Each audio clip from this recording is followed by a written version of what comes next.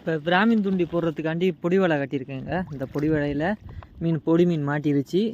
இப்போதைக்கு இந்த மீனெல்லாம் எடுத்து பிராமின் துண்டி போட வேண்டியதான். இங்கே பாருங்கள், நெய்கண்டை குஞ்சு பாருங்கள், நெய்கண்டை குஞ்சாக மாட்டியிருக்கு. அது ஒன்றும் இல்லை, நிறையா மாட்டியிருக்கு. ஒன்றும் இல்லை, 2 இல்லை, நிறையா மாட்டியிருக்குங்க. அது எக்கச்சக்கமான நெய்கண்டை குஞ்சு பாருங்கள், நல்லா ஆக்டிவாக இருக்குது. இது வந்து நல்லா சாப்பிடும் பிராமின். என்ன காரணம் பார்த்தீங்களா, இதில் வந்து திக்னஸ் கம்மியாக தான் இருக்கும். அந்த நம்ம கையால் நசுக்குனாலே நசுங்கி ஓடி போயிடும். இதே அந்த செல்லாப்பட்டு சிலேப்பி குட்டி பார்த்திங்கன்னா அது வந்து நசுங்குனா டக்குன்னு நசுங்கிடாது. அது கொஞ்சம் திக்னஸ் அதிகமாக இருக்கும். அதனால் இது வந்து பிராமின் டக்குன்னு ஒரே கடியில் கடிச்சிடும். அதுவும் கரெக்டாக அந்த முள் நம்ம குத்துற இடத்துல கடித்தா தான் பிராமின் மாட்டும். இப்போதைக்கு 5 துண்டியை போடுவோங்க. ஒன்று ஒன்றா எடுத்து போட வேண்டியதான். போட்டுட்டு மாட்டுதானேன்னு பார்ப்போம். வரிசையாக மாட்டியிருக்கு கெண்டை குஞ்சு. நெய் கெண்டை குஞ்சு தான் அதிகமாக மாட்டியிருக்கு, வேறு எதுவுமே மாட்டலை. வேறு எங்கிட்டுமே மாட்டலைங்க.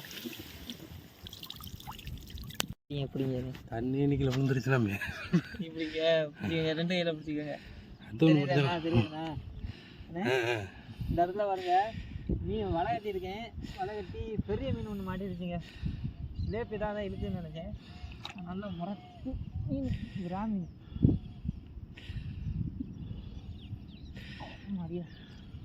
பாருங்க, சரியான மீனுங்க. லைட்டாக தான் கீழே அடியில் சுற்றிக்கிட்டு கிடந்துச்சு. அதை வந்து எடுத்துட்டேன். எனக்கு எத்தனை தண்ணின்னு பார்த்தீங்களா, பச்சை பச்சைன்னு இருக்குது. இன்னும் மழையை பார்க்கல. இப்போ தான் கட்டினேன். கட்டிட்டு போகிறதுக்குள்ளே மீன் மாட்டிருச்சு. அப்படியே போட வேண்டியதான். உள்ளடிக்க இப்போ தான் மாட்டியிருக்கு போல. சும்மா பெருசு இப்போதாங்க மாட்டியிருக்கு. லைட்டாக பல்லில் கடிச்சிட்டு மாட்டியிருக்கா. தண்டி